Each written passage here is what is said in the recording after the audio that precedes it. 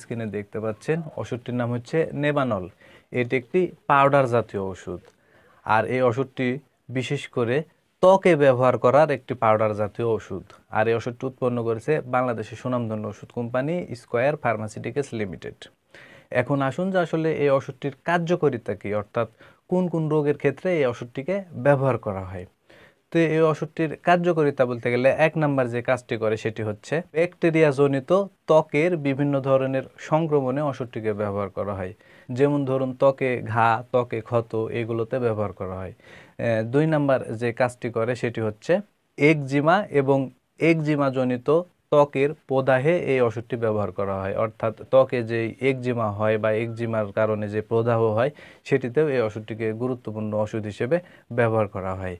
3 number যে কাজটি করে সেটি হচ্ছে ত্বকের পুড়ে যাওয়া ক্ষত এবং কেটে যাওয়ার ক্ষততে এই ওষুধটিকে ব্যবহার করা হয়। অর্থাৎ কোনো কারণে আপনার ত্বক যদি কোনো জায়গাতে পুড়ে যায়, সেই পুড়ে যাওয়ার আক্রান্ত স্থানেও এটিকে ব্যবহার করা হয়। পাশাপাশি কোনো কারণে যদি আপনার কোনো জায়গা কেটে যায় এবং কেটে যাওয়ার কারণে সেইখানে জীবাণু দ্বারা যদি ইনফেকশন হয়, সেইখানেও কিন্তু এই ওষুধটিকে ব্যবহার করা হয়।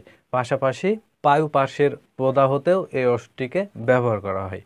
সাধারণত এইগুলো সমস্যাতে এই ওষুধটিকে ব্যবহার করা হয়। এবার আসুন যে আসলে ওষুধটির ব্যবহার বিধি কী সেটি আমি আপনাদের বলে দিই। তো এই ওষুধটির ব্যবহার বিধি বলতে গেলে প্রতিদিন আক্রান্ত স্থানে 2 থেকে 4 বার এই পাউডারটি পরিমাণ মতো লাগাতে হবে। এটি হচ্ছে ওষুধটির ব্যবহার বিধি। এবার আসুন যে আসলে কোন কোন ক্ষেত্রে ওষুধটিকে ব্যবহার করা যাবে না। তো নেবানল পাউডার এই ওষুধটির যে কোনো উপাদানের প্রতি যদি কারো অত্যন্ত সংবেদনশীলতা থেকে থাকে তাহলে কিন্তু তারা এই ওষুধটি ব্যবহার করতে পারবে না। এবার আসুন যে আসলে ওষুধটির কোনো পার্শ্ব প্রতিক্রিয়া আছে কি না সেটি আমি আপনাদের বলে দিই।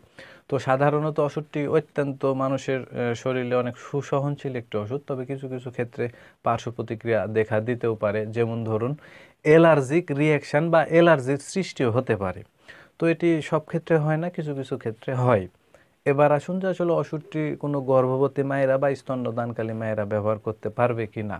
তো সাধারণত বিশেষ করে যারা গর্ভবতী মায়েরা আছে এবং যারা স্তন্যদানকালী মায়েরা আছে তাদের ক্ষেত্রে ওষুধটি ব্যবহার না করাই সবচাইতে ভালো হবে।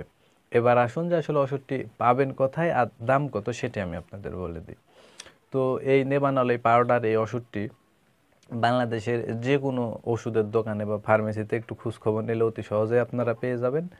আর এই পাউডারটির দামের কথা যদি বলতে যাই তাহলে এই একটি করে পাউডারের এই পটে মোটামুটি আপনার 10 গ্রাম করে পাউডার থাকে। আর এই 10 গ্রাম পাউডারের দাম বা মূল্য মাত্র 20 টাকা।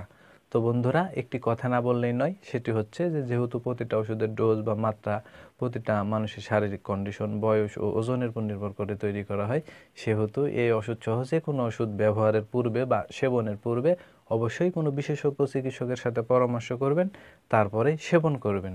তো বন্ধুরা আমার এই ভিডিও দেখে যদি আপনাদের এতটুকু ভালো লেগে থাকে তাহলে অবশ্যই ভিডিওতে একটি লাইক করে দিবেন, পাশাপাশি আমার এই চ্যানেলটি সাবস্ক্রাইব করে দিবেন। তো এই বলে আজকের এই ভিডিও আমি এখানেই শেষ করছি।